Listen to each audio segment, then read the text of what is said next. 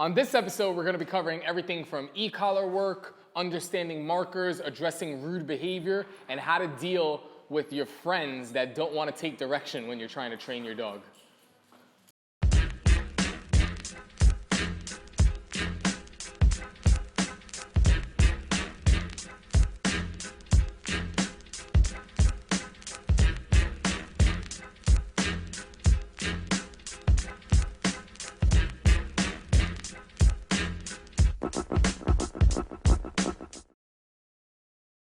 Hey guys, what's going on? This is Blake Rodriguez, and this is episode 29 of Dog Behavior Question Tuesday.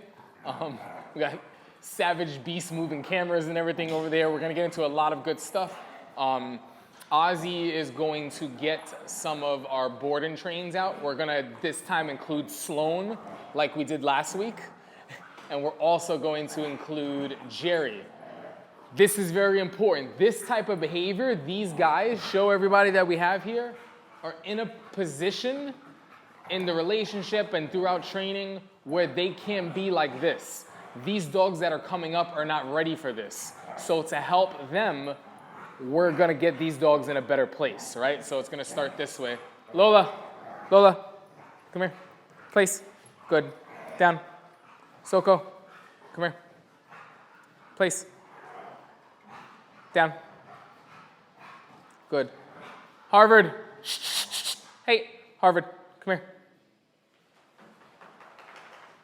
Come on. Good boy. Over here, buddy. Place. Good. I don't know where I want to put Nino, but nope. Down. Hey, down. Good. Dizzy. Diz, come here. Diz. Place. Good. Down. I know, he was going to run over there. Gus, here. Come on, buddy. Good boy. Over here. Nope. Come here.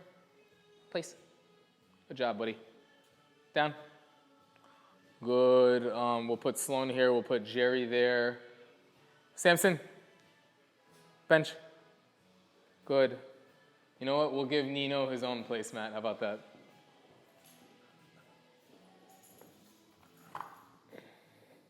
Nino, you're going to be stacked, buddy. All right? Nino. Good job, bud. Down. Good. Samson, down. Thank you, sir. Okay. So while these dogs are coming up, it's really important that we have these guys in a calmer environment, in a calmer setting, because if they were going crazy, it's just too much too soon. So you think of like, I'm gonna be off the camera here for a quick second. You think of like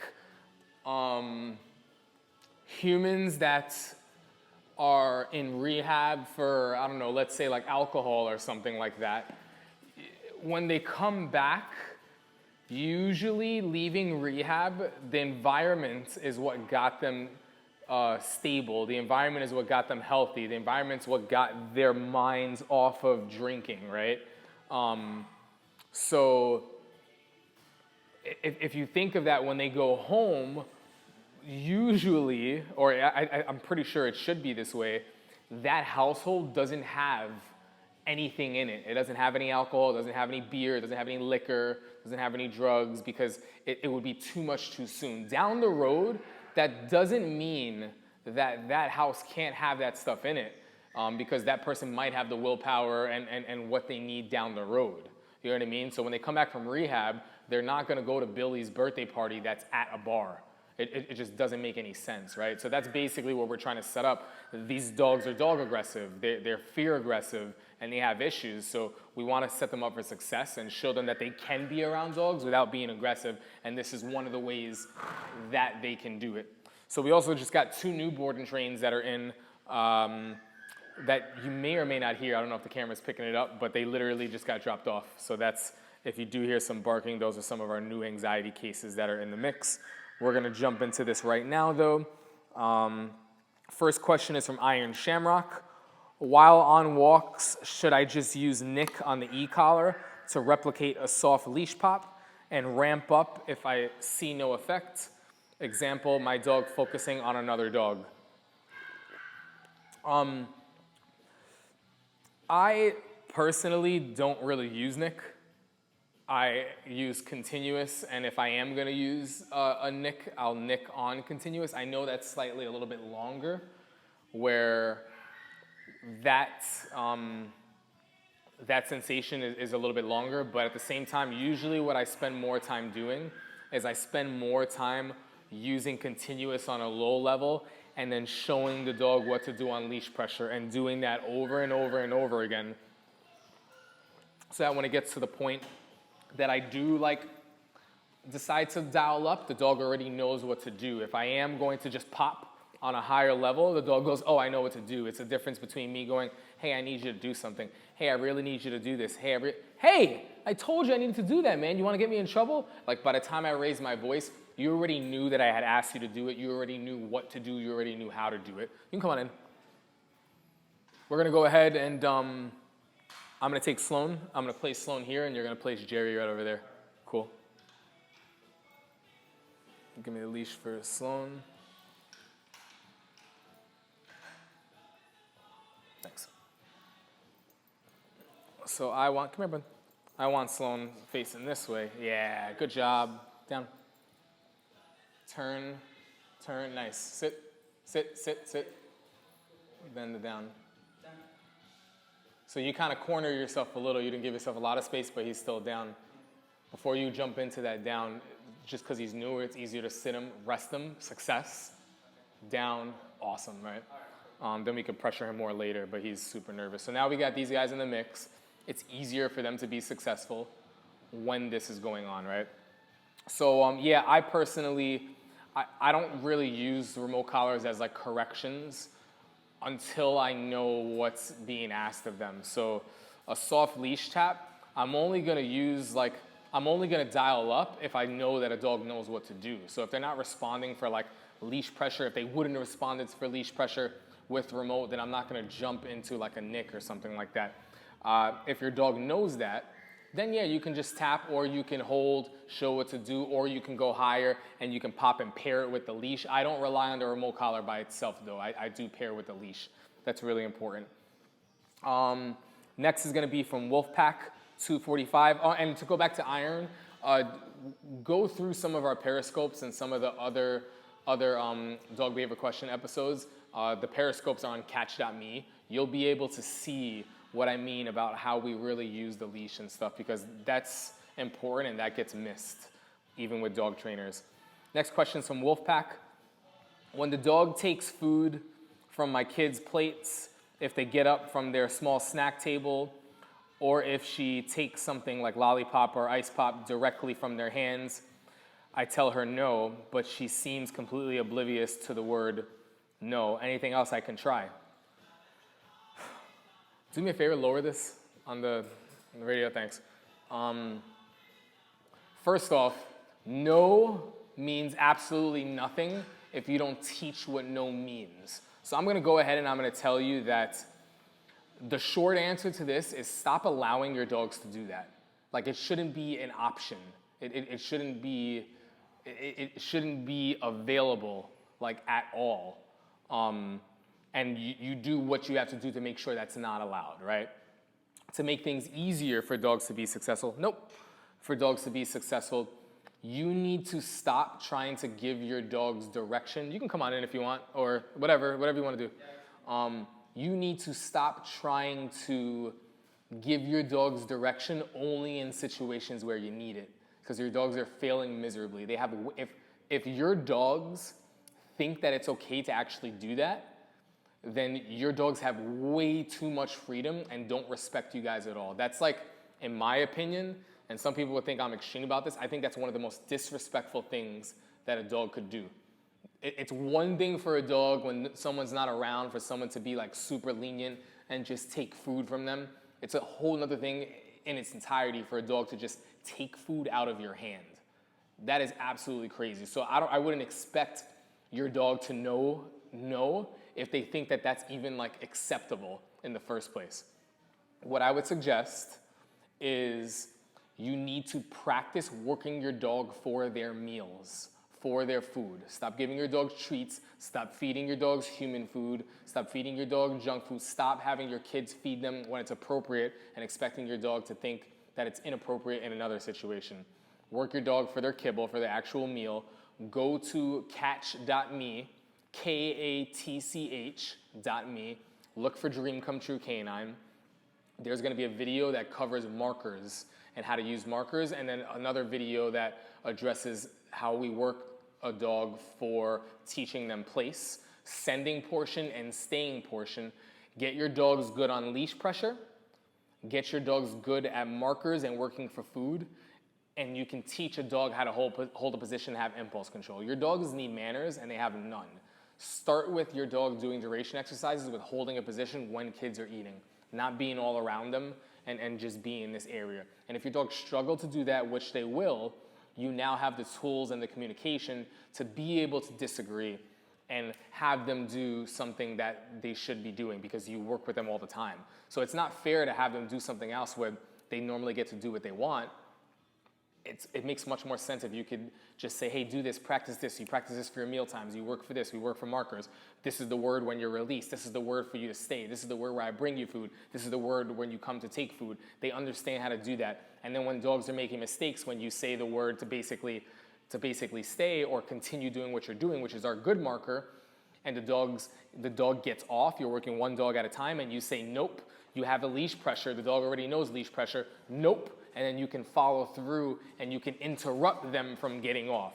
This is gonna send your dog into a struggle because he's like, but I normally get to do whoa, this is really hard. And you basically teach your dog place. Teach your dog place and regularly have them hold it in situations.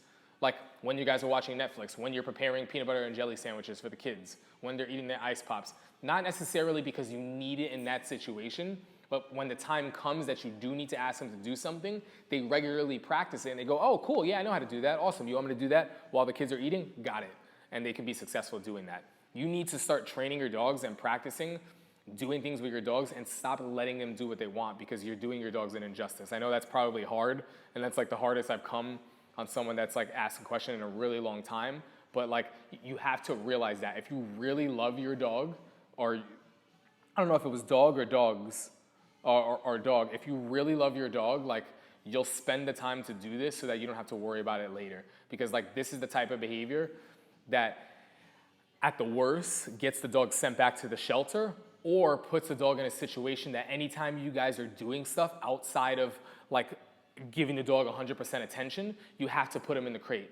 Or you have to lock him in the bathroom, or you have to put him in the room because he's a nuisance when people come over. He's a nuisance when food is around. He's a nuisance when you're cooking your dinner. He's a nuisance when he's on the leash for the walk. It just goes on, and then it's like the dog that you love, but at the same time is the most stressful part of your life. That's not how a relationship should work, right?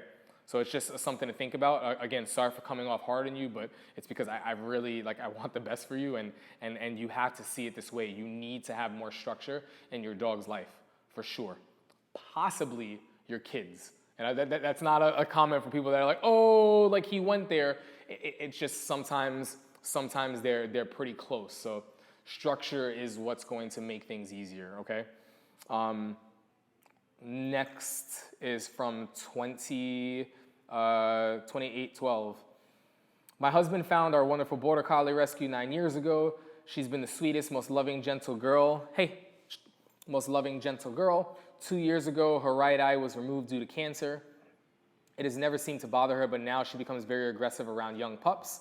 We're not sure how to handle this and how we can help her. She's never shown aggression before now. Okay, a couple things that I'm gonna go ahead and point out.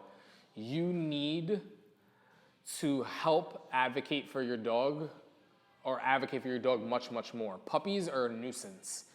They don't mean to be. They're bundles of joy and they're cute, but they're annoying. Now you have a dog that is vulnerable on one side and is getting nagged 24/7 and has probably at some point displayed a cutoff cue where they backed up or they try to move away, or they've kind of snapped and they've growled, and the puppy's annoying. We think it's the cutest thing ever, and we're filming it, and we're like, oh, look, oh, she's great with pups, yeah, this and that. And she's expressed at some point she did this. She might not do it now. This is too much, I don't like this. And the dogs continue. And what happens is now the dog goes, wow, you know what? I need to figure out something that works. When I act like this, this makes those things go away. You have a dog that is really, really struggling right now and doesn't want to be nagged, you got to advocate more for your dog. So obviously if they're actually puppies, and like I'm talking like 4 months and like younger, or 6 months and younger, then you might want to keep them away a little bit and work on some stuff. But if they're around the 6-month mark, don't treat them like pups anymore. They should know how to be polite and know when it's playtime, maybe when they're outside, and know how to different types of play. It's not go 100%. Sometimes you got to learn how to self-handicap. It's really important. A lot of bigger dogs do that. A lot of more powerful dogs will do that when they're playing with puppies and when they're playing with like a little dog. You know what I mean? It's really important that you teach those manners to the older dog and the younger dog.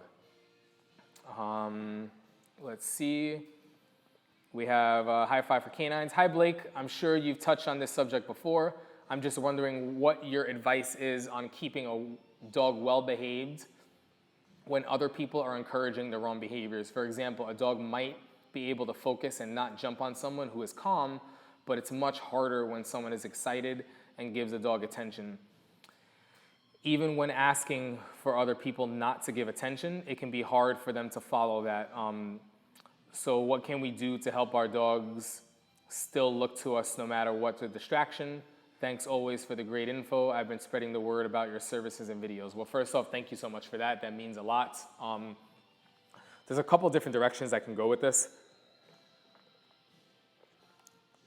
First and foremost, if these people are your friends that don't know how to take direction, you need to start taking yourself a little bit more seriously so that they can see how much this means to you. Because that's very disrespectful if like my dog is struggling with something and I'm really trying to work on it and I'm trying to get my dog like to be like a really well-behaved dog and they don't know how to control themselves. Like, you're a freaking human being.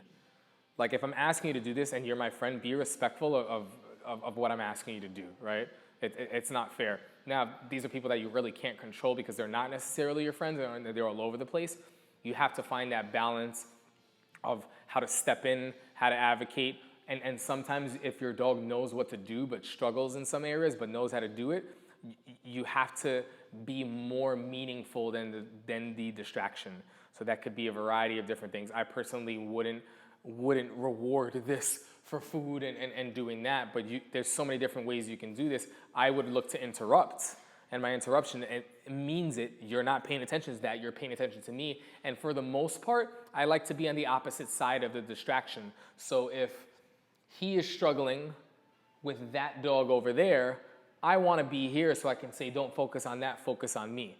And I don't want his butt to face me and have his waist face that way. I've covered this on a couple of other episodes. You should really look through it. And then I also want to be fair with proximity and what I'm putting my dog through. Like, do they have a good shot? And if they're struggling here, how can I work toward that to progressively to get this better? Where do I need to be so that we can have our 100% success for today and then push for a little bit more tomorrow and push for a little bit more and take our time with that? It might be, this is our 100% for this week. And you really, really work on that. And there's times where I have to intervene. But Soko, place. But I mean what I say. And this is very, very important. Soko, place. Down. You don't have to be mean, but you have to mean what you say. That applies not only for the dogs, that applies for the humans that you work around also.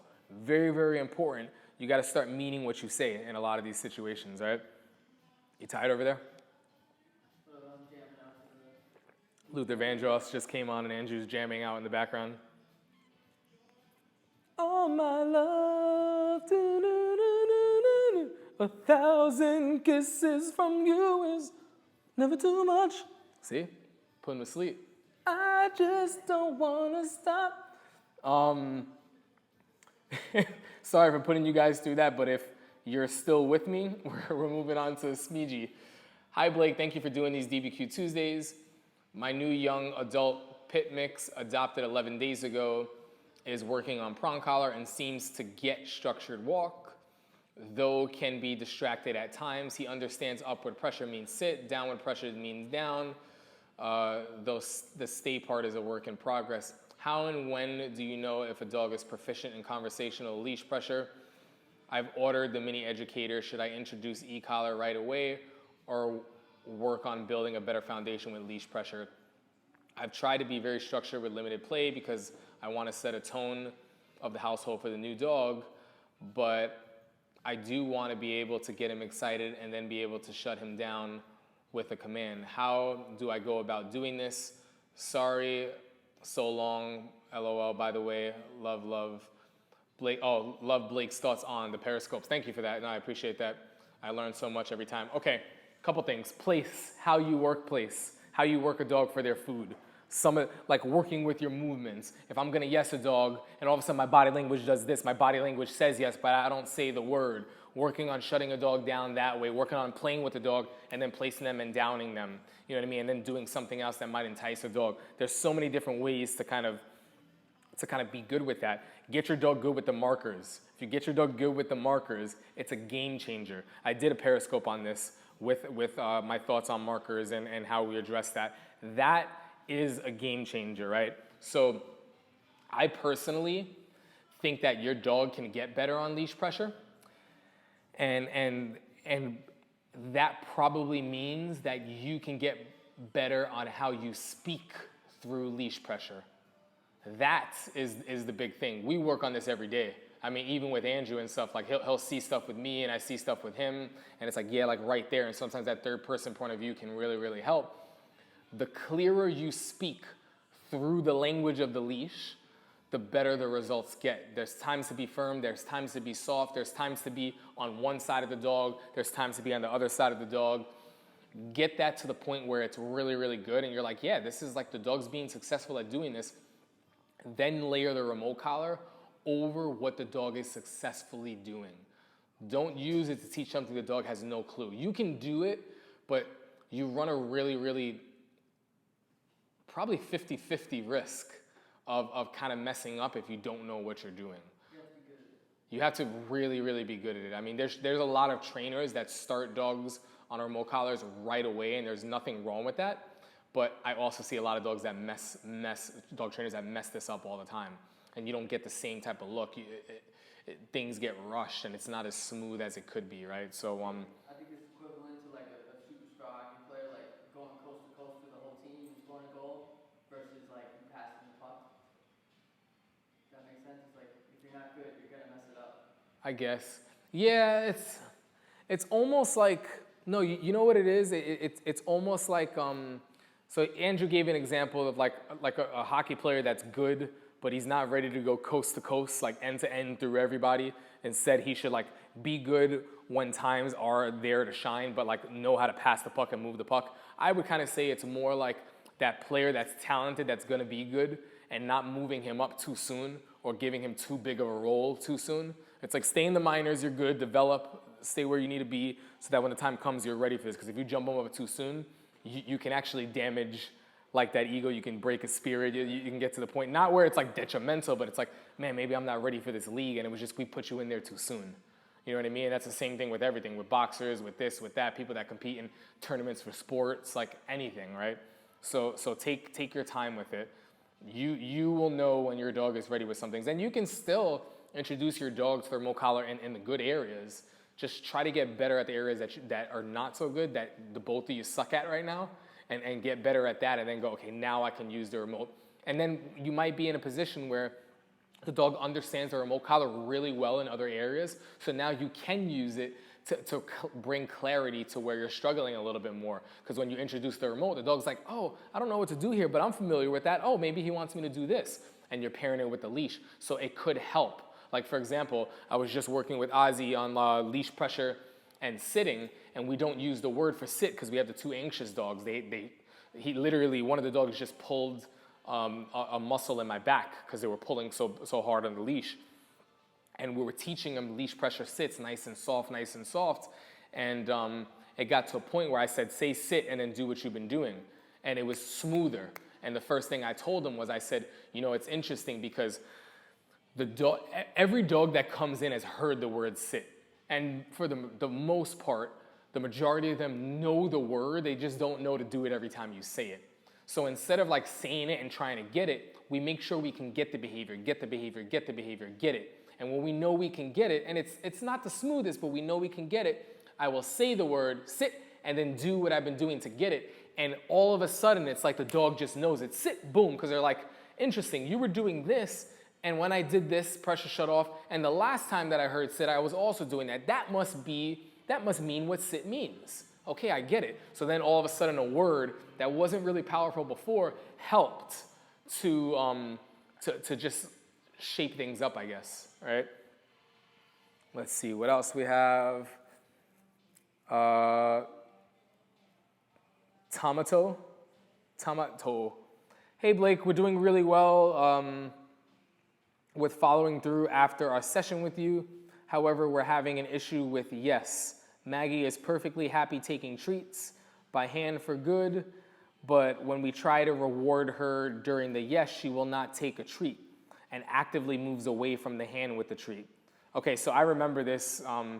Let me finish reading this. So releasing her from place or down has become anything but fun and energized for either of us. What can we do? Can we charge the word? Yes, as you do with a clicker.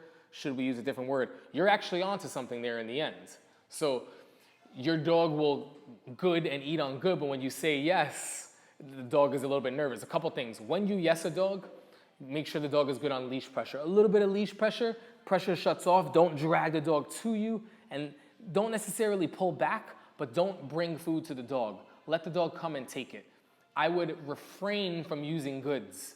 No more goods. This is how the dog eats. The dog doesn't want to come to take it out of your hands. The dog doesn't eat. This is a dog that now is starting to get better. So you can place, then you yes. And you take your time, all right? Don't yes and start backing up. Place, yes. And then the dog takes good, and then place, and then yes, and then place, and then all of a sudden your hand's moving back a little bit. And then place, and now the dog starts to get it little by little. Every other feeding session, the dog starts to get a little bit better. And that's what you do. Place, yes, no more goods. The dog doesn't want to eat, that's fine. Don't feed the dog anywhere else. Eventually they'll go, you know what, I'm kind of hungry. I'm nervous, don't move away from me, and don't step into me, just stay right there. I'll take food, right? Very nice, so good. Boom, place, yes. Oh, so good. While they're eating, very soft, because you have a very nervous, fearful dog, right?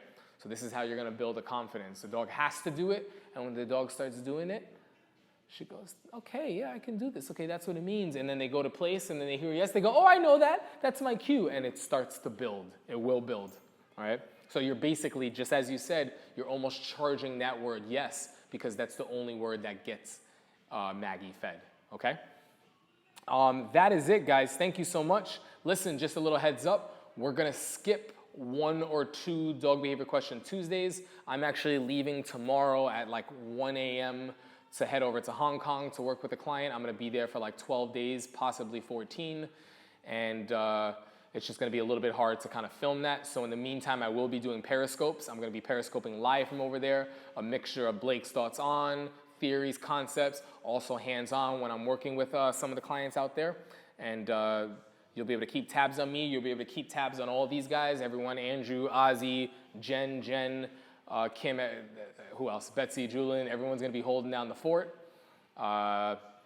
You can keep tabs on us on Facebook, Instagram, Periscope, and YouTube. Everything is Dream Come True Canine. Thanks, guys, and in a couple weeks, very special episode. It's going to be episode 30, the big 30. I'll see you guys next week.